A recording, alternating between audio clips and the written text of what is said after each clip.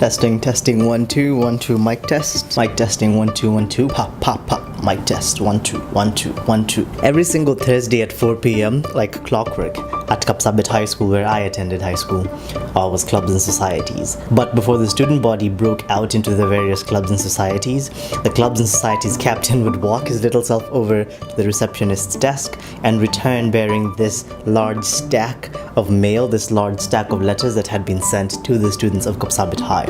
Now, to be sure, the mail portion of clubs and societies day was the main event. Clubs and societies themselves were auxiliary, they were secondary, nobody gave a shit. And after what must have seemed like the most dreary, boring and drawn out set of speeches and announcements made by the teacher in duty, other teachers who were present in the compound at the time, prefects et al., the clubs and societies captain would then walk up to the front of the podium and one by one he would read out the names of all the students who had received correspondences on that one particular week. Now, I cannot overemphasize how big a deal it was to get mail back in my day. Everyone who got mail walked up to the front of the podium, got their thing, and then came back to stand amongst the rest of us commoners and waited to see who else had gotten mail in that one particular week. And in the event that somebody got called up more than just the one time to go get mail, if somebody got 2 letters or 3 letters, he was alpha for that week. You know, he called the shots. And it really was the luck of the draw. You couldn't quite predict accurately or tell when it is you were gonna get mail. You kind of just stood there and hoped that on that one particular Thursday you would have gotten mail from a person that you know. And Kapsabet High, like many other high schools in Kenya, still is to this day a boarding school, but our parents more or less never sent us correspondences of that nature. Boarding, after all, was meant to be a warehousing facility. They dumped us there at the beginning of the semester and we stayed up until halfway through the semester, went home for break, came back, and then we stayed through to the end of the semester. What that meant was that if you had received a letter, a correspondence whilst you were in school, the chances and the odds were overwhelming that that letter would have been sent to you by I believe the technical term for it was a shore, a shawty, a girl, basically someone you had romantic designs on, or somebody who had romantic designs on you. Could have been someone you met at an official school function, could have been someone you know from home, could have been someone from years ago, could have been someone you went to primary school with. But either way, the general situation was that a lot of these letters were love letters sent to the students, the guys at Kapsabet High, by their significant others, oftentimes women who attended other high schools. And you need to understand that people went to significant lengths to write these letters. This was before the age of Wi-Fi in the school computer lab, so people had next to no hope of communicating with their significant others via Facebook or Twitter or any other social media platform. And the only way these platforms could have been used to kind of further the interests of their romantic partnerships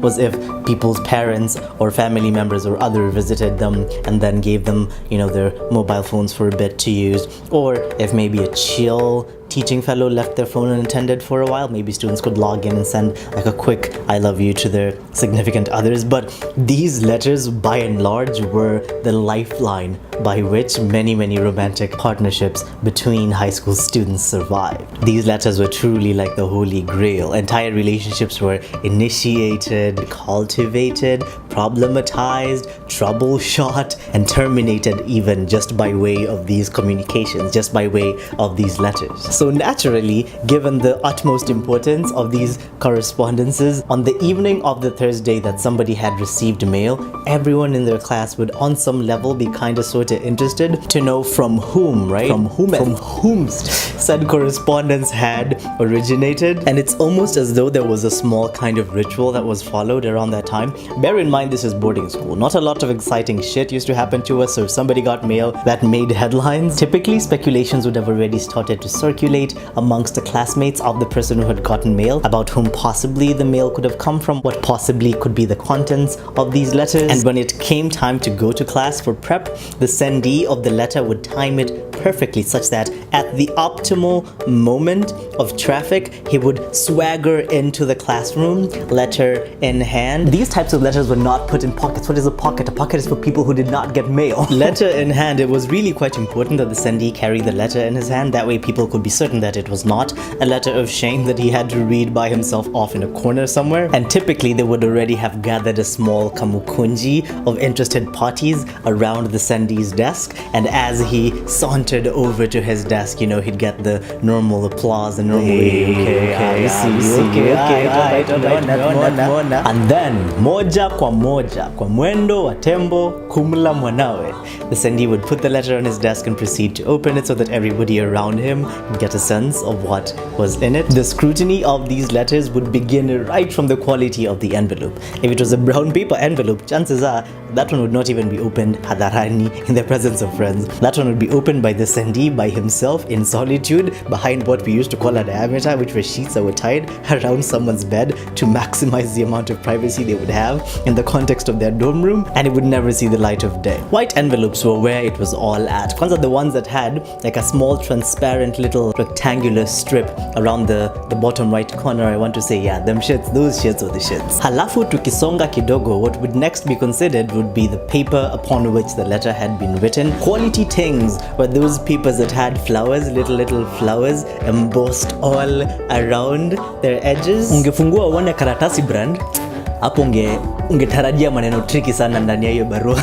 Papers that had flowers embossed all around their edges was how you used to know Ashura really had feelings for you, or at the very least that she put in the bare minimum amount of effort and energy into writing to you. Because the way these things worked is that most schools, guy schools, girl schools, had like this informal underground letter writing economy. Kwanza there'd be the envelope guy, that one individual who always goes home every other fortnight for a medical checkup and comes back with like a ream, a little sheaf of white envelopes that he sells at like 20 bob each. Then there'd be the flower paper guy, this one jama who had a connect with the canteen man, and every other 3 weeks or so the canteen jama would go out and get him like a new fresh notepad, because these flowered papers used to come in notepads, and this guy would then sell it at like a 20% margin if he, minus tax. And then there was a jama for calligraphy, and see, this guy's talents were so famed and in demand that you damn near need to like schedule an interview with his manager through his secretary like 2 semesters in advance before your letter had any hope whatsoever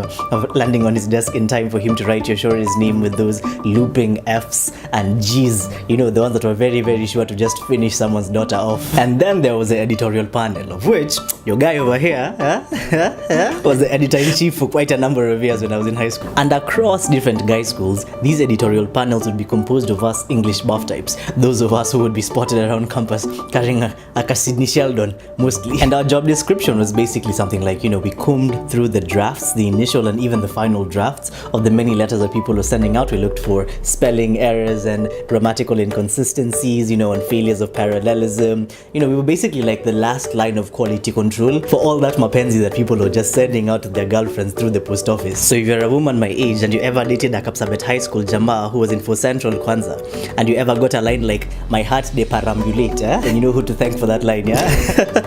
But let's get back to a guy who just got mail. Sindio, after keen and careful appraisal and consideration of the quality of the envelope and the quality of the paper, the 2 sheets of paper, and yes, there really were often 2 sheets of paper, would begin to be analyzed. Now, these 2 sheets were 1, the main letter, which was basically the personal note written by the Shore to her guy, and 2, we had this thing called the packs, which was basically like a shout-out board, a shout-out note, if you will, written by the friends of the Shore, and oftentimes not even to the guy himself, written to the guy's friends, such that the people sitting behind this girl in her class would send out shout outs to the guys sitting behind the jama who had gotten the mail. And I have never quite been able to get over how beautiful that aspect of romantic letter writing in Kenyan high schools were. It provided an opportunity not just for 2 people who cared for one another on that level to connect with one another across constraints of time and space, but it also provided an opportunity for them to connect their friends with one another, for them to establish a sense of community around their romantic partnership. And who can forget the dicks, Y'all remember the dicks? Man, if you don't know what the dicks is and you're a millennial, then maybe this video might be entirely too mature for you. Now, the standard structure of these letters was more or less similar, save for a few specific, nuanced, idiosyncratic variations here and there. It would start off with something like a sasa, those sasas that had X's. Yeah, those ones, how is you? How is school? I hope everything is okay. I really miss you. Sorry, I know it's been a while. Are you coming to our school for? Insert the next funky here. Anyway, I know you have work to do. And see, if we don't meet soon tutapatana half term ama next hall, sindio? Kuna kitu nataka kukuambia. Or some other cryptic type, need to know type shit would be included up underneath. Credit where it's due. These girls knew how to take care of their mans, is all I'm saying. These women knew how to keep their mans wanting more. And after the maiden, most initial read of the letter, as prep started and continued, you know, from around 7 p.m.-ish till 9 p.m.-ish, the paper would pass from desk to desk, quite literally, you know, like just running through the various columns of the class, and everyone would get a crack at it. Hapa pia kazi ya editorial panel ingejidhibitisha tibim. Sometimes Ashore would have included like a sentence or like a passage in there that was tricky, very, very tricky to say the least. And it was not at all uncommon to find a group of guys just huddled around one another looking at an Oxford English dictionary for a certain word, and they didn't quite understand that they found in a letter, or, you know, trying to consult amongst one another what the meaning of a certain phrase might be, what the meaning of a certain urban term might be. And for the rest of that week, yani, the guy who had gotten mail hashikiki, it's almost as though there was this afterglow that people got after they had gotten mail, especially after they'd gotten one of those really good ones, one of those really juicy ones that had really circulated around the class. And throughout that entire week, in the event the chem lesson for titration and molarity was just not doing it for my guy, just not inspiring the life in him. You'd see him amefungua kadesk pole pole hivi, looking as though anatafuta karula hapo ndani, lakini every one of us knew bana, the guy was getting soothed of mind, body and soul by the letter that he had received from his significant other only a week ago. And the rest of us bana, yani pale tumelamba lolo, yani we're just looking and saying, yani must be nice.